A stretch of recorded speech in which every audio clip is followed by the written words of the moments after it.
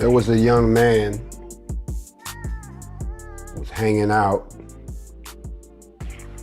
He saw one of his friends getting beat up. His friends was getting beat up by a few other guys. They were white. The person getting beat up was black.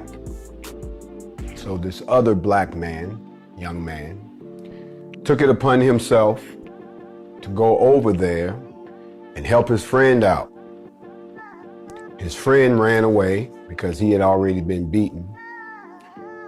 And then they commenced to beat this young man, and they beat him to death. He died. Was the attack racially motivated? Became the question. People got upset. People said that this shouldn't happen. People got angry. People got out in the streets. People started protesting. Things got out of hand. And before you know it, this became a national problem.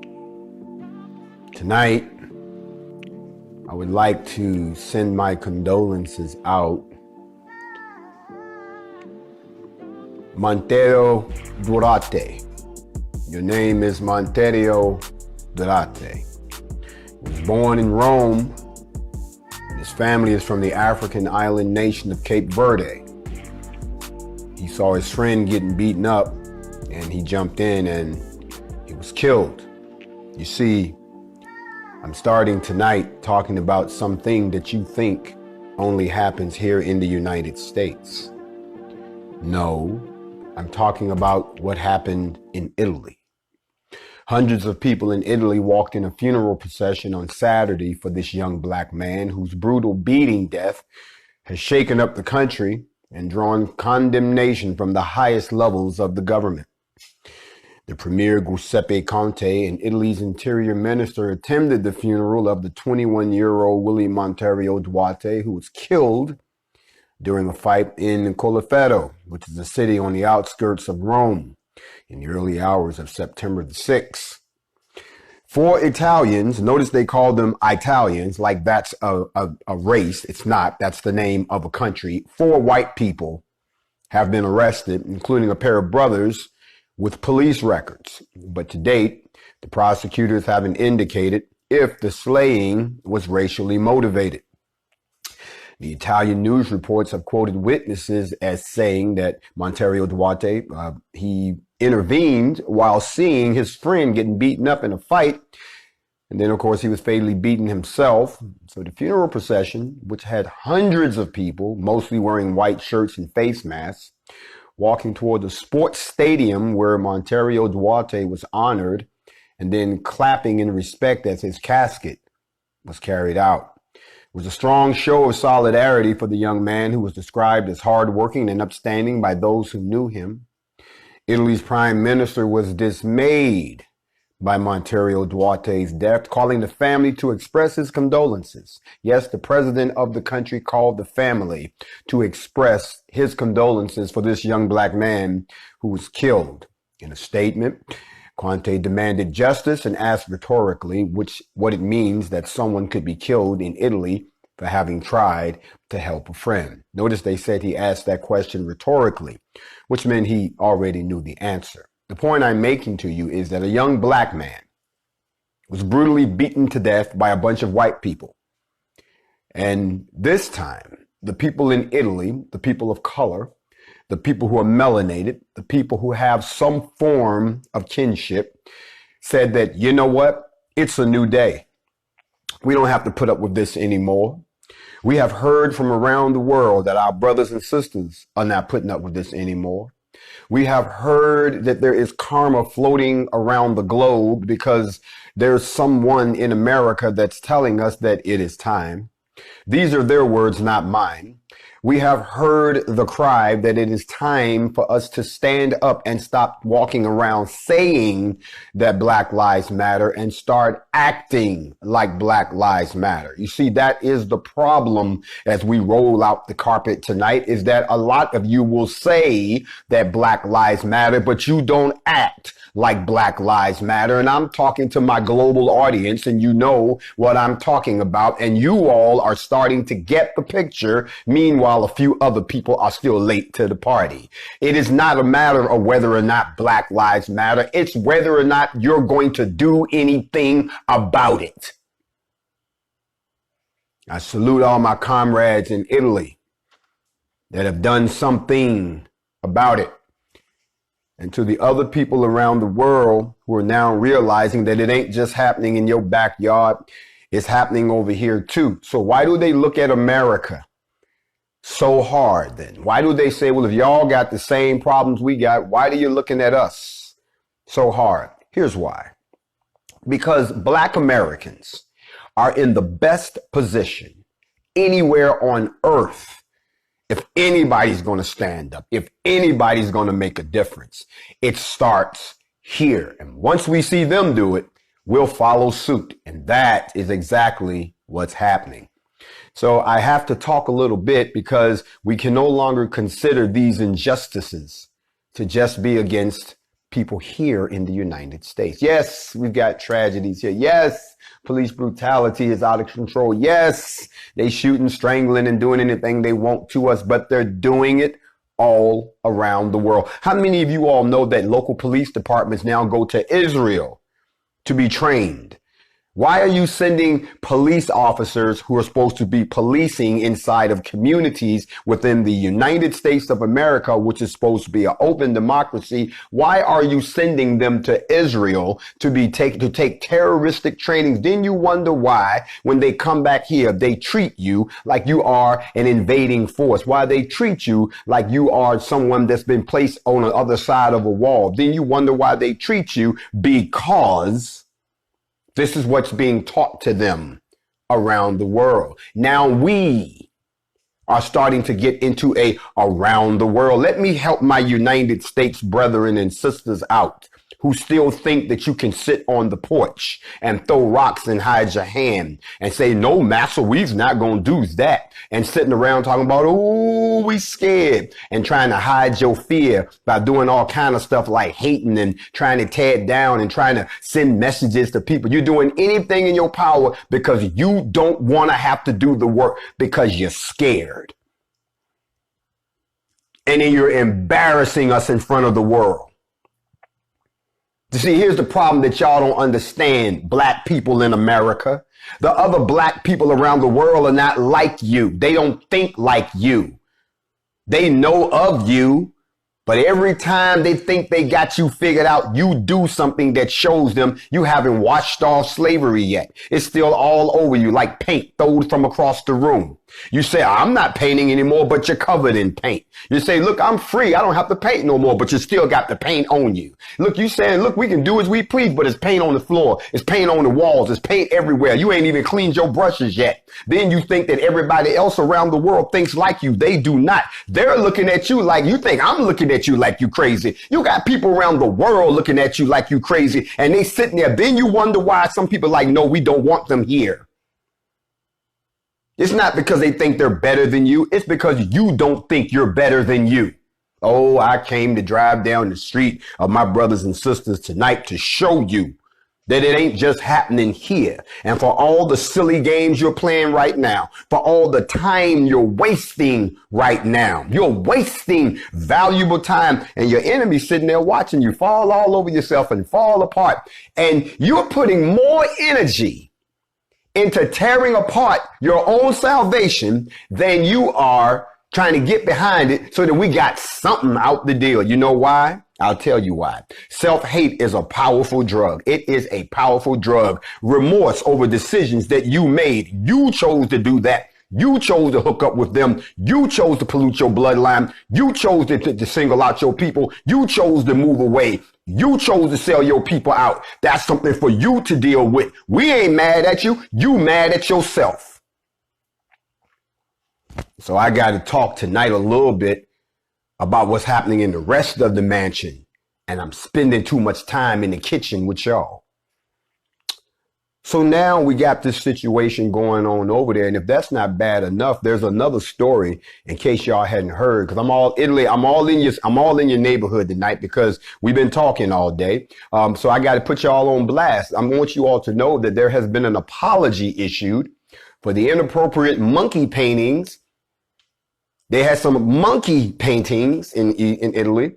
It was supposed to be part of an anti-racism campaign. And the first thing they thought to do was paint a monkey. Y'all really don't see how bad this is, do you? Italy's top football league, which is called Serie A, has apologized for a new anti-racism campaign which features paintings of 3 apes. The artwork was installed at the league's headquarters in Milan and is part of an effort to combat the rising problem of racism in Italian football.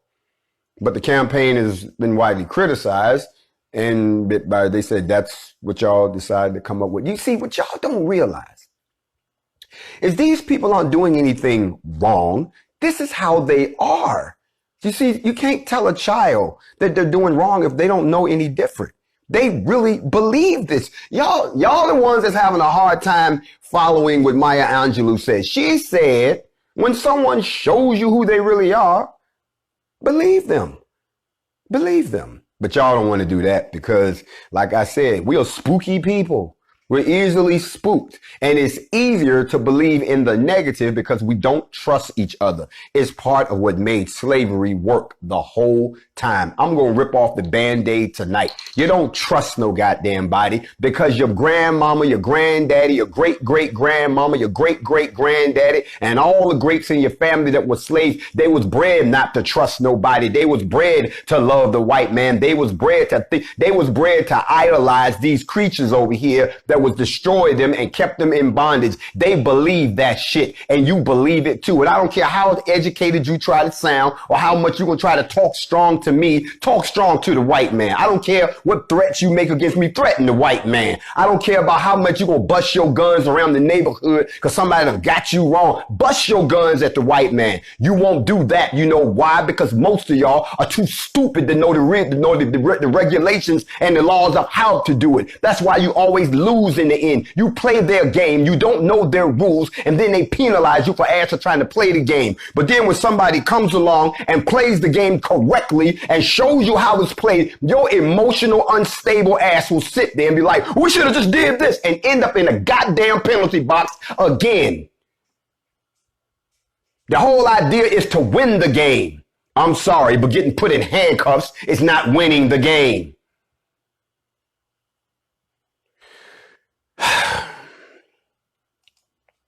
I want to talk to y'all a little bit also about another situation that I don't know if y'all heard about. I seen the video. I watched the video. And the video was a video of you if you haven't seen it. I like the way the video starts out because it puts you in the position of the police officer. The police, this is from his vantage point. Nothing's happened. Police officer's riding down the street, minding his own business. It's dark, it's late, it's the wee hours of the morning. Y'all know 3, 4 in the morning, you're either at the club or on your way home from the club or pit stopping on your way home from the club. Or what are you doing on the street that time of night? Are you just hanging out? We don't know. But there's nobody on the street. And all of a sudden a car comes out of nowhere and cuts right in front of them and take off. Oh, the turn was illegal as hell. But okay, we already know how this is going to go. Pulls the guy over, no problem. Goes up to the guy, starts talking to him, you know, and it was cool at first. You know what I'm saying? Dude was talking to him and he asked him for the basic stuff, you know, license, registration. You watch the conversation was cool at first. You know what I'm saying? My mans was telling him, yeah, I just got the car. And, you know, y'all know the routine. He looking for his stuff. I'm watching the video because I'm trying to see where does this go south. I don't see where it goes south. And it appears that the young man is either stalling or he doesn't have anything that he's supposed to have or everything was expired. I don't know. But he was all out of order. And eventually they asked him to step out of the car. The young man decided he wasn't going to step out of the car. He became agitated, saying he knows his rights. He's not going anywhere. And the police officer was like, just step out the car because, you know, expired tags and You ain't got no insurance and you can't find your license. I'm going to tow the car. You can let the guy walk away. Y'all know the routine, but no. Man, I'm not getting out the car. And see, that's where it all goes left. When you tell the police officer you're not getting out the car, he thinks that's you're defying his authority. So now he has the option to pull you out the goddamn car. Here we go. So what does he do? He says, I want to talk to your boss. He called, his boss showed up, tried to get him out the car. Dude didn't want to get out the car. So now they saying they gave this dude so many opportunities to get out of the car. My man even called his boy and said, yo, man, they got me down here. Come down here. They trying to get me out the car. Now they politely, and I'm being, come on, brothers and sisters, we don't get this many chances. Oh, they literally debating the nigga out there. Get out of the car. And I'm sitting there like, how long is this going to go on? So eventually they decided to pull him out of the car. They tried to tase him. That didn't work. I don't know how come when they tase us, we end up dying from it. But when they tase them, they can take the things off and like, come on, dude, don't tase me. This type of situation. It's real sad because at some point, because they gave him all that time, when they pulled him out of the car, he pulled a gun from under the seat. They didn't see that. And when he got out of the car, he opened fire. He shot one officer in the head and killed him. And he shot the other one and wounded him. And he got away. Now, they arrested him the next day. Charged him with first-degree murder, attempted murder of the police officers. And that happened in Tulsa, Oklahoma. Yeah. Everybody in that story was white. What I just told you. Everything. That was Officer Sergeant Craig Johnson and Officer Adaris Zarkishan. They pulled over a gentleman by the name of David Ware around 3:30 in the morning on June 29th, somewhere near East 21st Street and South 89th Street in Tulsa. And they said that he had made a dangerous turn, and then they discovered that he had an expired tag, and they asked him if he had any drugs or weapons. And that's when he got agitated because they said, we know you got a history of narcotics. The point I'm making is this story and the killing of this police officer is not getting anywhere near the publicity of the alleged killer that they're looking for in Los Angeles that shot the two police officers that were just sitting outside the police station, and the guy walked up, won't have it no more, and shot him. And they're really making a big deal out of this. Oh, they got all this money up. They're asking people to match up. We're going to find this guy. The president said he's an animal. He always calls somebody an animal. And that they need to find, they need a manhunt. Manhunt. Okay. Did you have a manhunt when Rittenhouse went up there and killed those people at the protests up in Kenosha and then drove back home all the way back down to Illinois? There was no manhunt. He got arrested the next day. Did you have a manhunt? I'm just saying, did you have a manhunt? You didn't. Did you have a manhunt for this gentleman that killed these two police officers? No, you got him the next day. But when it comes to brothers and sisters, it is of the utmost importance that you detain or kill us on sight. We don't get away. We don't get arrested the next day. Ain't nobody coming to follow the car later. No, it's going down. Running away will get you killed. And as you can tell, when it's white folks, things are handled a lot differently. I brought up the case of Duarte today because I want you all to see that it's not just happening here in the United States. The difference is the people have gotten pumped up enough that they now realize they don't have to take that. Why? Because they talk about something called Nfac. As a matter of fact, they talk about something called the Nfac. I was reading Complex today, and big shout out to Complex. Complex did a big story on the Nfac. May I be so kind as to share you what they said. They asked, what is the Nfac? This is from the Complex. It says the Nfac is a militia comprised of black members whose core is believed to be largely ex-military. The group, for the most part, is well run.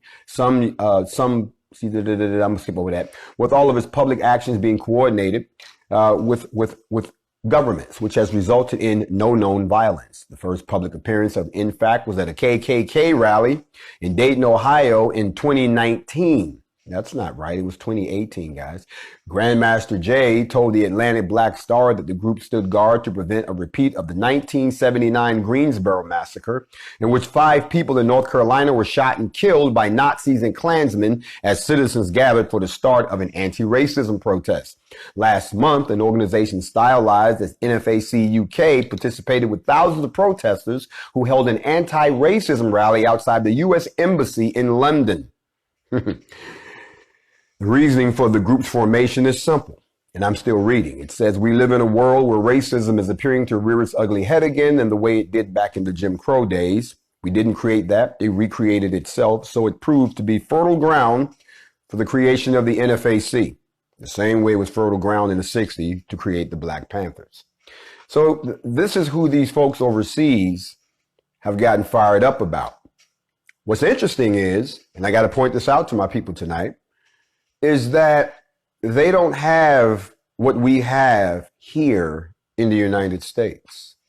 A report that just came out says that there are 423 million guns in the hands of Americans. Listen to what I just said.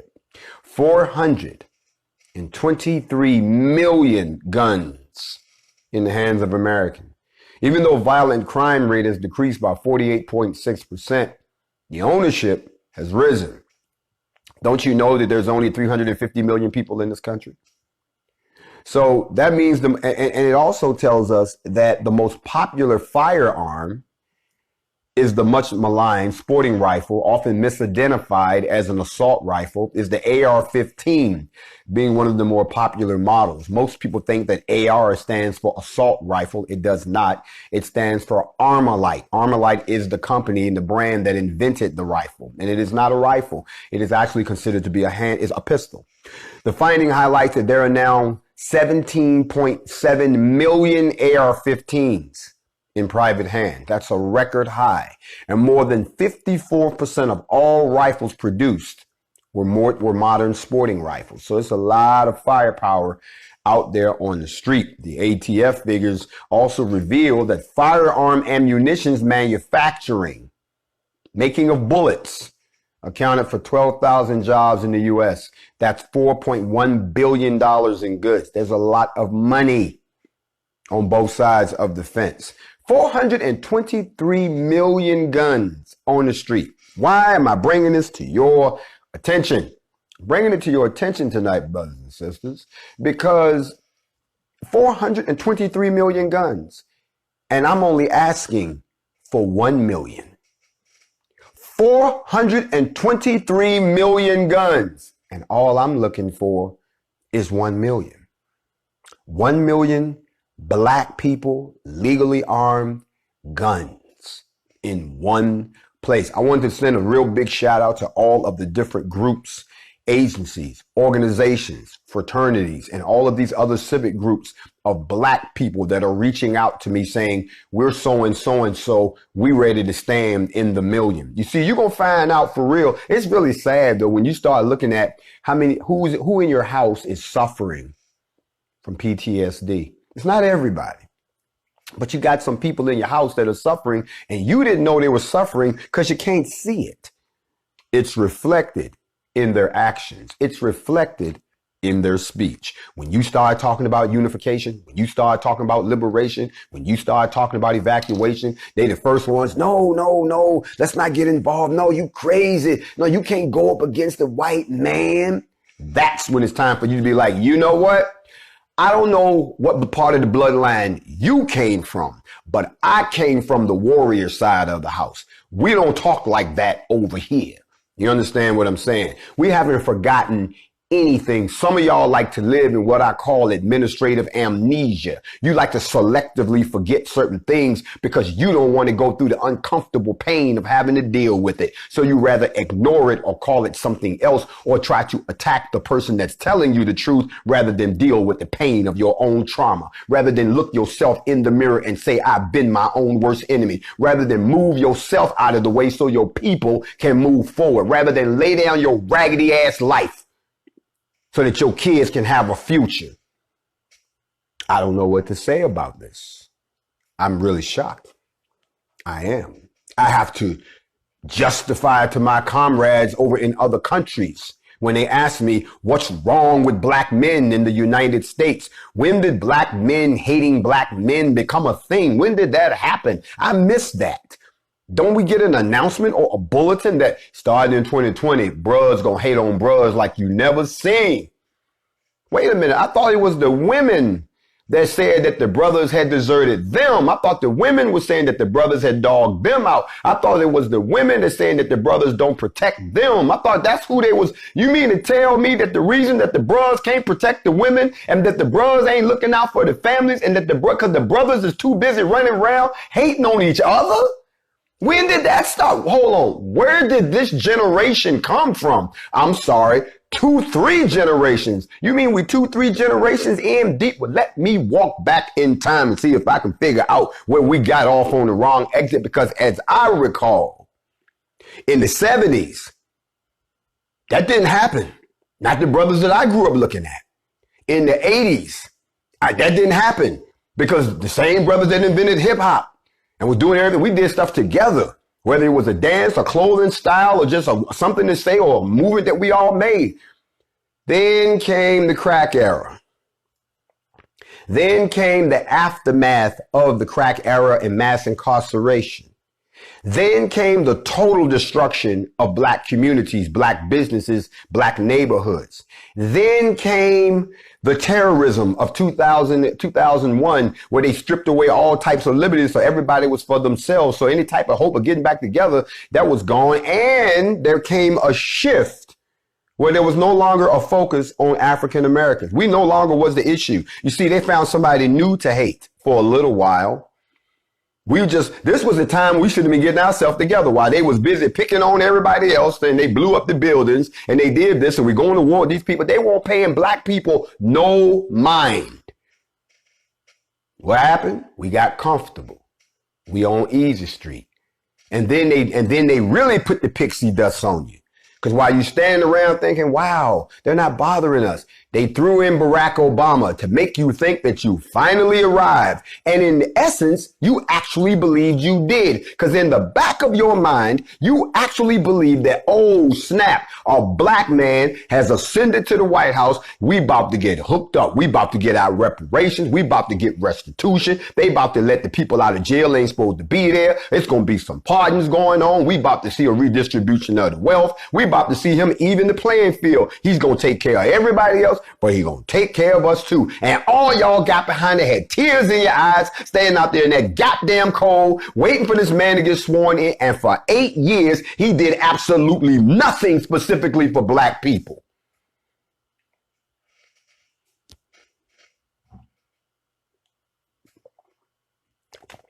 But like I said, y'all don't want to hear that because you're in your feelings. And that's how you control people. Dumb you down and then manipulate you by your feelings. Deny you knowledge and then poke at the buttons that'll set you off. Oh, let me tell you how easy it is to set us off, what they've done to us. They got you into this electronic world. And now what they do is, just to take your temperature, they throw little things at you. They might throw some good at you, get everybody to feel joy, good. Then they got to throw a tragedy in it. They got to take somebody you love. They got to die. So we all caught up in that. Then they turn around and there's always a disaster coming. Everybody's scared. But wait a minute. There's a joy, feel good story over here because we all kumbaya. But what they're not showing you is what's going on behind the curtain. The laws that are getting passed and getting enforced. The human rights violation against people that are immigrating here. The people that they roll the red carpet out to and give visa programs to. And the other people they throw back to the ocean because they don't want to have nothing to do with you. Can you say Haiti, Jamaica, and all those folks? Then you've got the wealth gap has gotten so crazy now that you got complete idiots that have come into money. You got a lot of families that have sat on that. They don't set on that land and they don't set on that money and they don't started these business off of the backbones of you all and they don't got rich and anything. They can say what they want to say and do what they want to do. They don't got everything they need. Now they talking smack. Let me tell y'all something. I'm getting death threats now. I never got death threats before. I got people with bad opinions, but I never got cold-hearted death threats, very well grammatically correct death threats. I got people that's working working overtime right now. They say they out in LA. I guess I need to go clean out LA. NFAC West, holla at your boy. That is on a program to round the clock just send information around the world trying to tear down what we doing. And the people are like, what is wrong with your people? It sounds to me like they're agents. It sounds to me like they're working overtime because everything that's happening in the United States sounds like the work of the United States. And I sound like I'm the only one working against them. But I'm only as strong as my people. So when my people are strong, I stand strong. But when my people are weak, when my people are flim-flam on, I don't know. When my people are wishy-washy, remember what it says. You can't be both. You can't be middle or you either with us or you against us. You either down for it or you ain't. See, I've said this before, and tonight I'm just going off on a tangent about it because I keep telling y'all about these type of people. They want reparations. They want freedom. They want the right to choose. They want the right to do whatever they want to do, but they don't want to do the work. They want to come to the table after everything's done and then got the nerve to sit at the table and criticize everything that's on it. You ain't put a boot on the ground. You ain't picked up a weapon. You ain't opened your mouth and had a conversation with nobody. You ain't moved not one chess piece down the board, but yet you sitting on the side running your damn mouth while we trying to play the game here on the board. And then you think your opinion actually matters. That's the part that is hilarious. A big shout out to my man, to my people over in France. I ain't gonna call out no names because y'all had me dying. Like they asked me, they said, they act like it really matters. I was like, you better tell them. You better tell them. Y'all over here in the corner of the world. There's a whole nother planet. And all I'm trying to do is take y'all with us. But it'd be very easy to leave y'all ass over here and let y'all deal with this madness. Because you act like you don't want to be free. That's what's really starting to dawn on me. I see it now. Some of y'all don't want to be free. A lot of us do. We pack, we stack, we ready to go. I told you, just don't stand in our way. Don't try to stop what we're doing. We ain't asking you to do nothing. We ain't begged you for nothing. We ain't taking nothing from you. All you doing really is trying to profit off of what we're doing. Let me tell you something. Let me tell y'all something. If I wasn't doing this crazy shit I'm doing right now, there'd be a lot of broke ass niggas on YouTube right now. And the reason I don't bother them is because I think it's pathetic that they have to feed their families by constantly talking about me or making up some shit because they know y'all will go and look. That's why. Because Jesus, y'all know his name, Yeshua, had days like this. So what we got to do, we got to make up our mind who the chosen ones are and go with them and leave the rest of these clowns behind. Oh, I wish I could have lived in the days of Noah. I would have loved to have been a fly on the wall, just going from house to house and listen to them talk about that man down the street. You know, he talking about building a boat, talking about it's going to rain. Girl, that motherfucker crazy. Man, you know what? He used to drink. I heard he used to be he got alcoholic and everything. I heard people said he was laying around naked. They came in there, hey man, yeah, that's that dude. And you going to listen to him. He going to get all y'all killed. Talking about it's going to rain. He down there building the boat. Ain't nobody building no boat. Don't know what he talking about. Girl, close the door. That's motherfucker crazy. And then they opened the gates of heaven. And the water came. Y'all don't know the story. There was no rain. They opened the third, the fourth, and the seventh gates of first heaven. And if you know anything about first heaven, I love when people try to argue with me who are uneducated in these topics. The same way I don't listen to people who look at me and say, I can't believe he's wearing an ankh.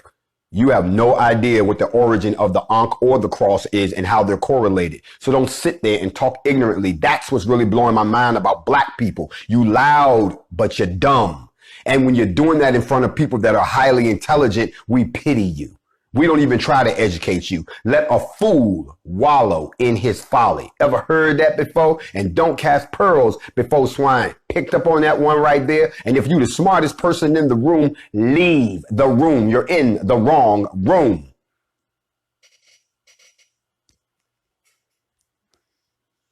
I want to talk a little bit and give some props out to the NAACP. On Friday, the Lafayette Parish NAACP President Marja Broussard filed a formal complaint with the Lafayette Police Department against Congressman Clay Higgins.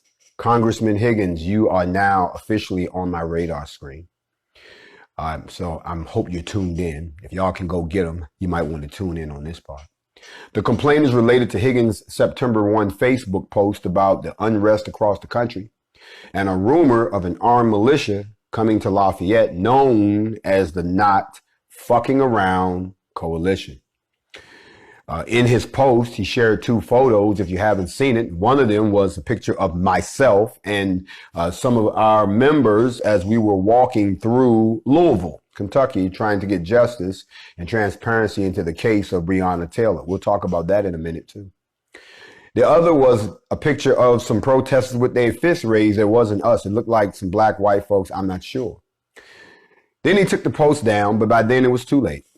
So he got in all kind of trouble. But apparently some folks figured that wasn't enough. So they went down there and filed charges against the brother for inciting a riot and terrorism. Okay, we're going to see how far that goes. But today, in another surprising move that I did not see coming, because apparently they all know that it's coming sooner or later, the Louisiana chapter of the American Civil Liberties Union, the ACLU, is urging the U.S. House of Representatives to censor Congressman Clay Higgins for what he's done. Again, they're asking him, listen, you went out here and said you was going to drop 10 of these brothers where they stood, and that it was a one-way ticket and have your affairs in order. In other words, you issued a very vocal threat against private citizens of the United States. And now everybody from the ACLU to the NAACP to the U.S. House of Representatives, all these people are telling you this is not going to go away. And the longer you don't address it, the bigger it's going to get. And if you don't address it soon, it's going to come knocking right on your door. So now the ACLU has gotten involved, and also the police have gotten involved, and the NAACP has gotten involved, and there's so many good people involved. Someone says, well, what exactly would you all like from the congressman? You mean besides for him to step down from his position? He's not fit to be a congressman? One of the worst things you can do to a U.S. congressman, one of the worst things you can do to a politician is demand that they apologize publicly. It's not about the apology. It's a display of power.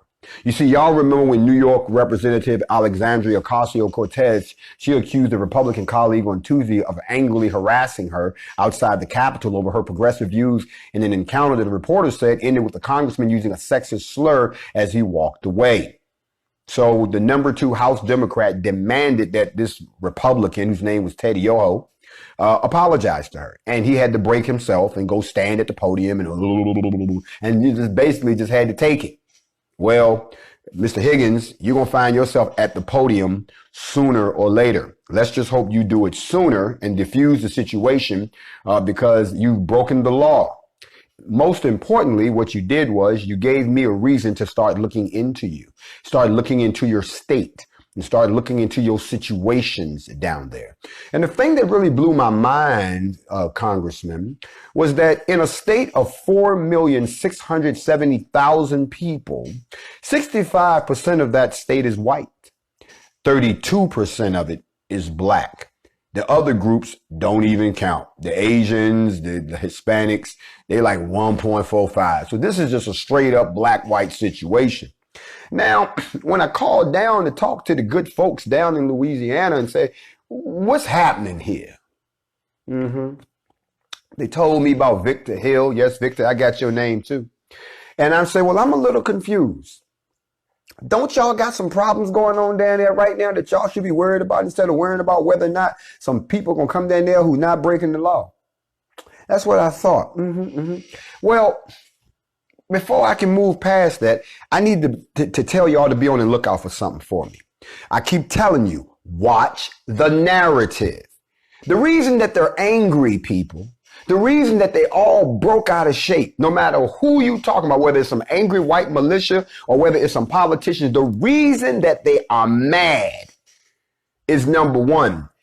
They can't pin shit on us. We haven't broken not one law. We're not acting like a bunch of thugs and criminals. We're not acting like a bunch of uncivilized people who just got their hands on some damn guns. We're not acting like we're giving in to our racial rage and do something blindly stupid so you can label us a terrorist group. That's what you're mad about. You can't find a way to poke a hole in something that's correctly organized within the framework of the law. And all you stupid ass black people out there that's sitting around wishing that some shit would happen is exactly why we don't have anything like that today. Because people went out and let their emotions control them and do dumb shit and break the fucking law. And then all of a sudden everything gets wiped out and they oppress you even more. And all you can do is sit there and take it.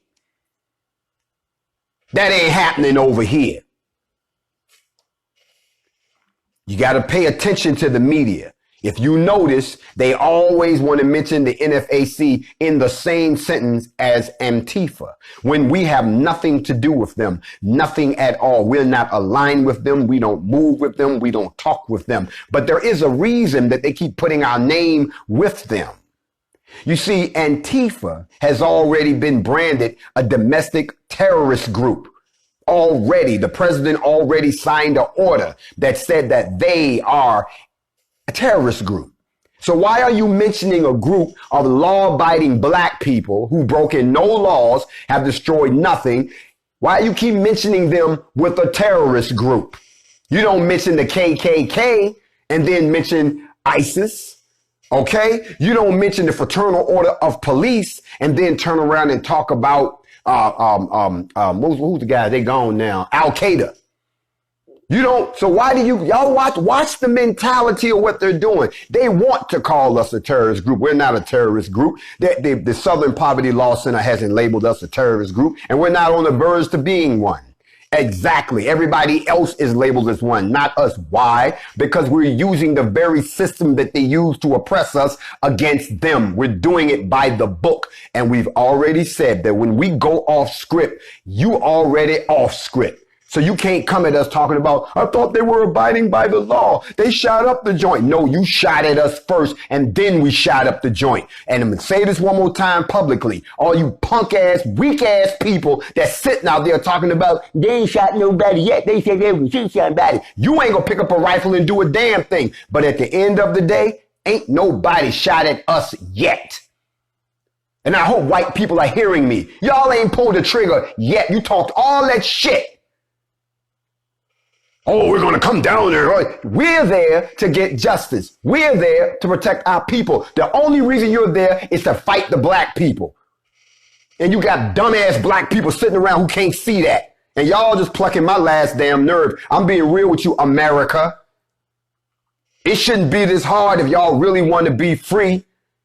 It shouldn't be this difficult if y'all really about that life. I ain't got no love for you tonight.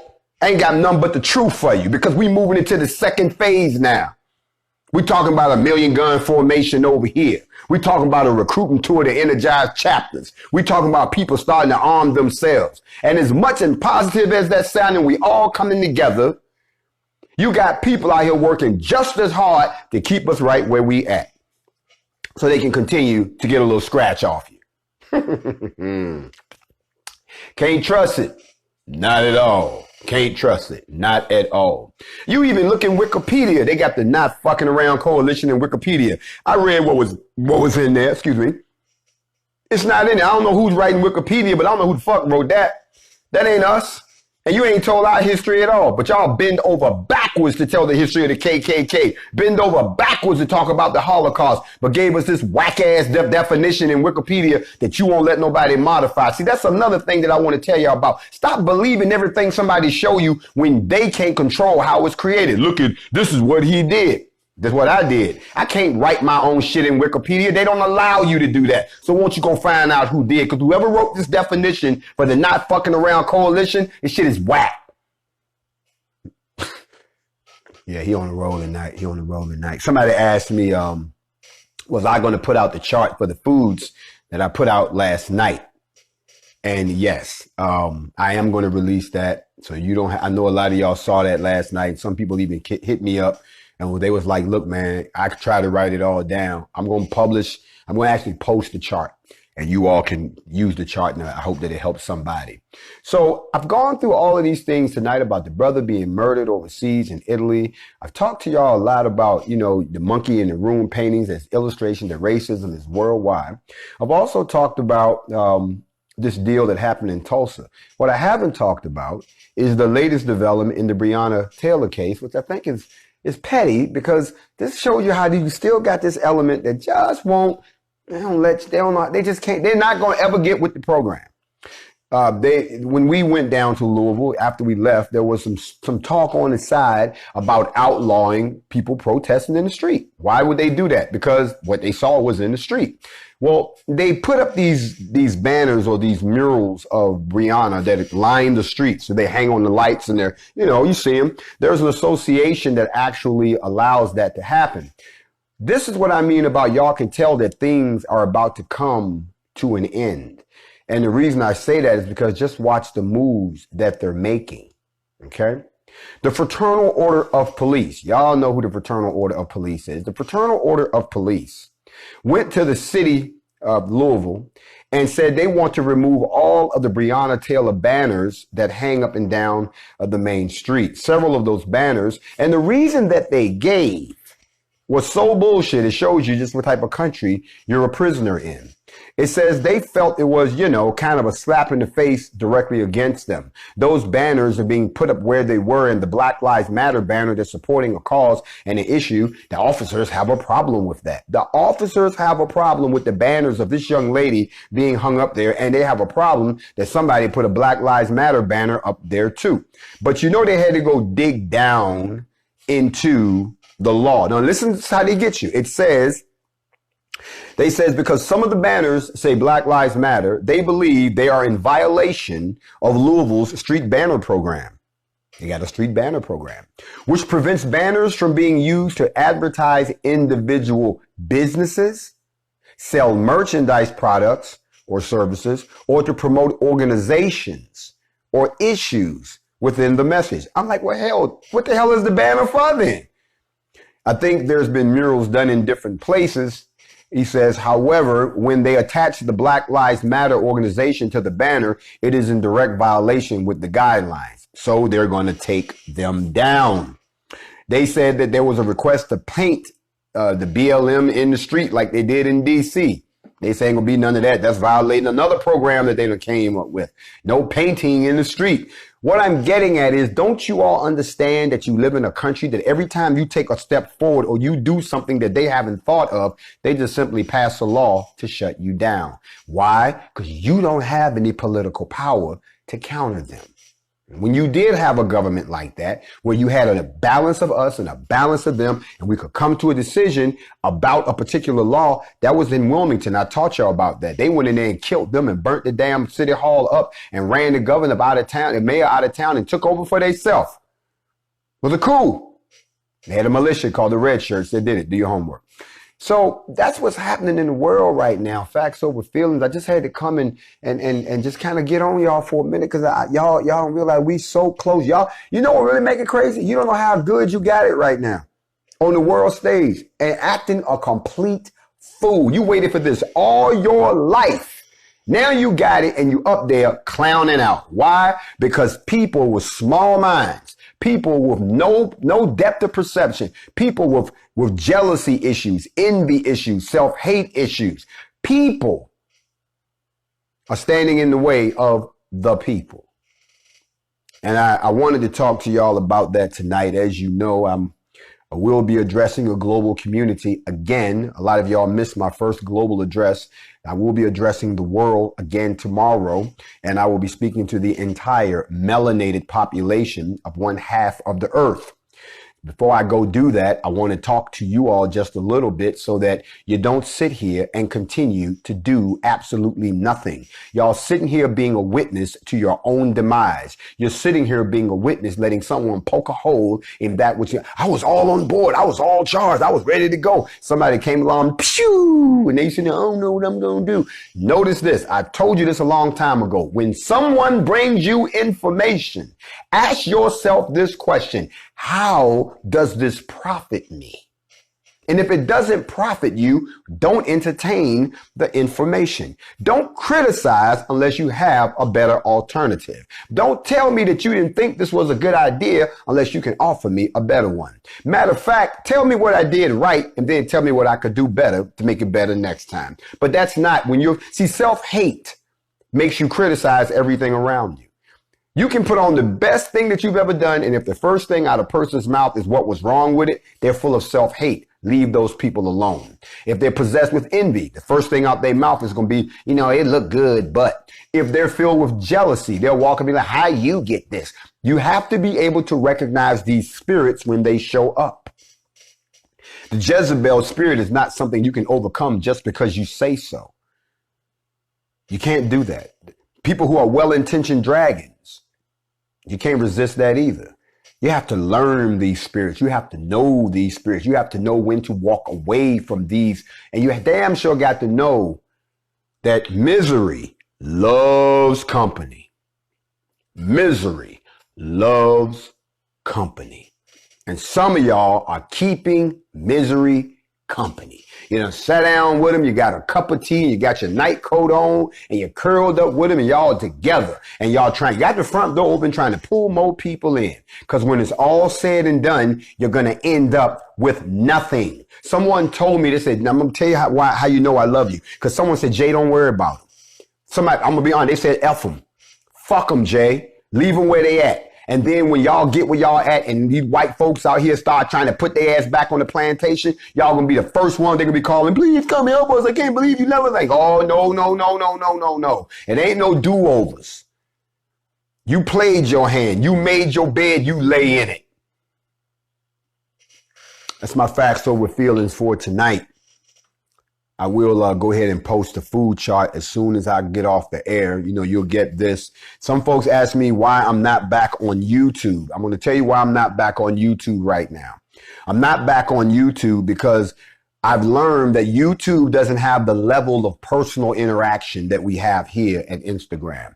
A lot of you all know that we can talk offline. I can address questions, get very personal. We can even you can't do all that on YouTube. And a lot of you all are complaining that, listen, I catch Factz Ova Feelingz. I catch the morning mental, but I don't like being in that rabble you can't turn off. We don't want to be in that. So we've gone back to the original plan of doing the lives here and then doing post-production and posting them up to YouTube, because the YouTube experience for me is not working. I don't like it. I hate it. I'm going to be real with you. YouTube is not working for me. We're now right back to building the private platform. We thought we could give it a ride. Now sometimes I'll be on both platforms, but you can tell it's garbage over there.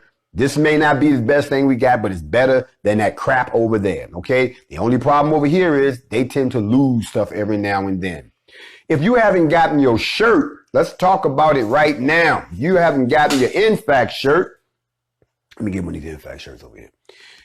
If you have not got your Nfac shirt, I'm going to say this publicly again. The link is in my bio. If you're new to Instagram and you don't know what that means, you just sitting there going, oh, look at my profile page and you will see a link.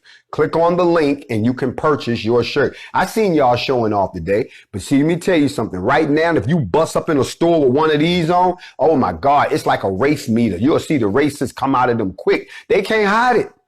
They cannot hide it. We are in 2020 and there's nothing but transparency going on.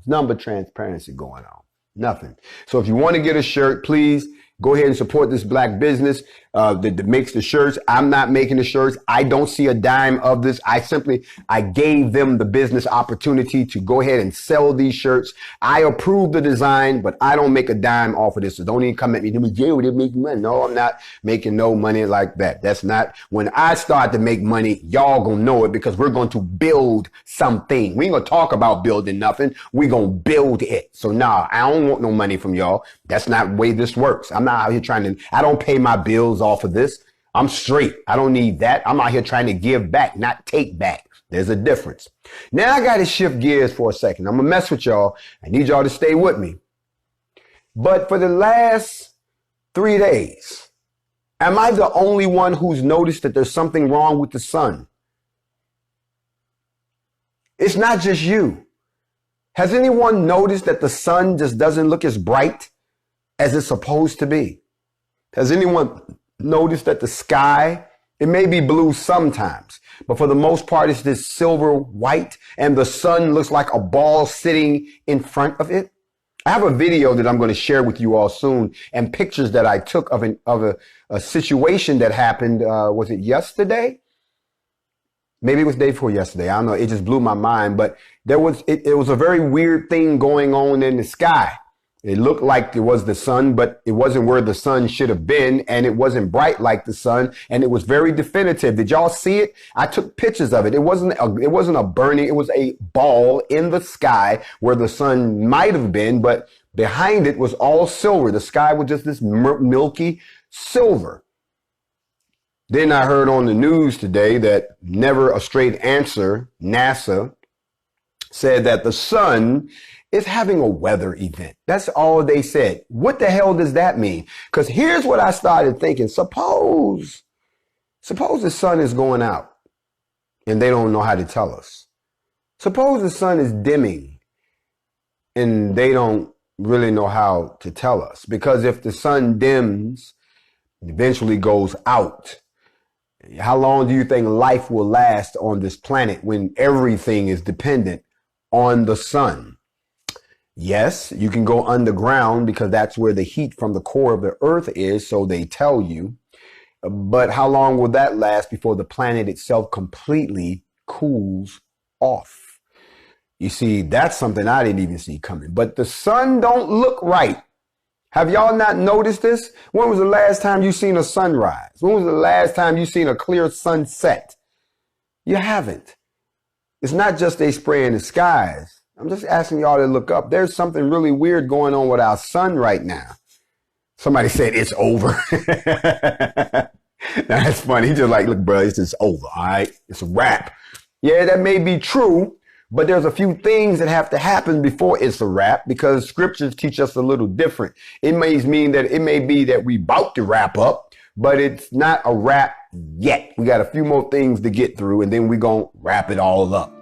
I hope y'all have enjoyed yourself tonight. Glad I got a chance to hang out with you. Don't forget the flyers, the information for 2 interviews. Matter of fact, I'm doing two talks tomorrow. One of those is going to be here in the States, and the other one tomorrow afternoon, because it's going to be the evening over in the UK. So we're going to start about, I think it's between 2 and 3 in the United States, because that way everyone who's over in the UK and Africa, Australia, New Zealand, all through the UAE, the United Arab Emirates, and all through there, it'll be their evening time when I come on. So I will be speaking to pretty much all of Europe, all of Africa, and then, of course, all of the Caribbean. All my Caribbean folks, I salute you again. Y'all doing some amazing things down there.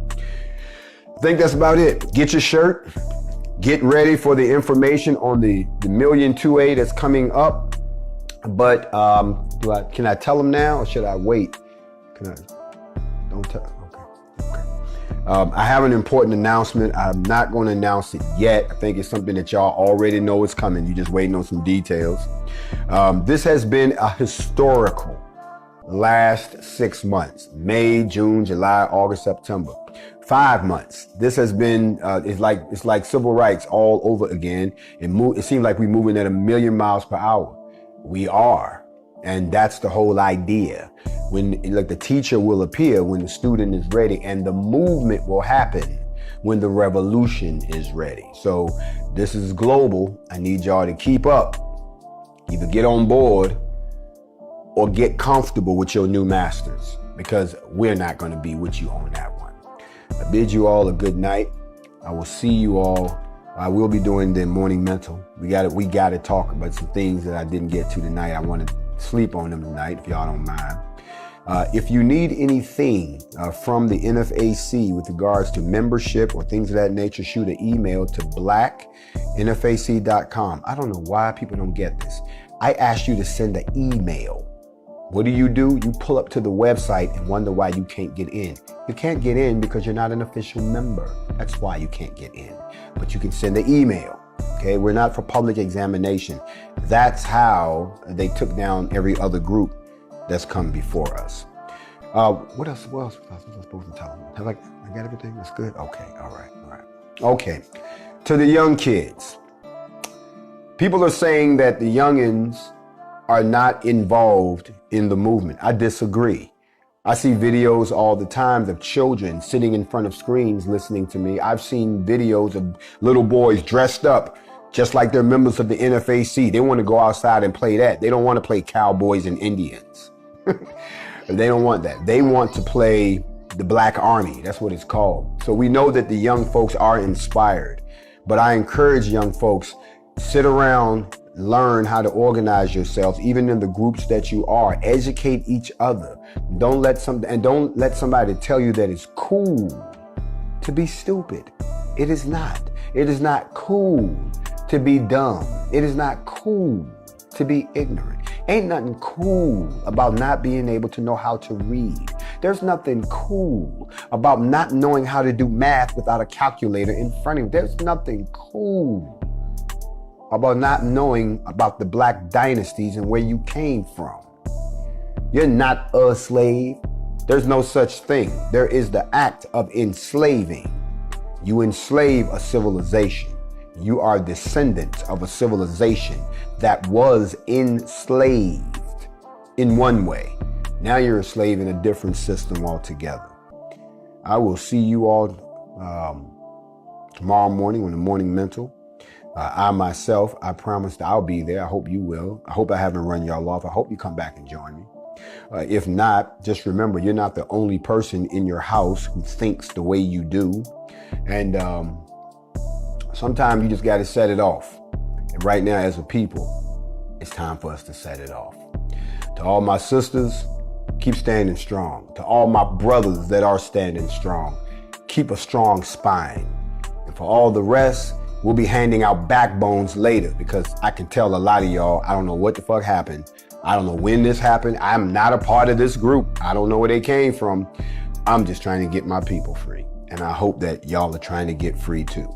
Y'all have a good night. Keep your feet on the ground. Keep your head to the sky. You know my theme song. You know how we gonna roll up out of here. So don't act like you don't know. Get your t-shirts. Oh yes, and by the way, y'all remember the NFAC black banners that we put up? Oh, we about to throw them banners back up, and you know what those mean. So if you don't have the banner, you better ask somebody.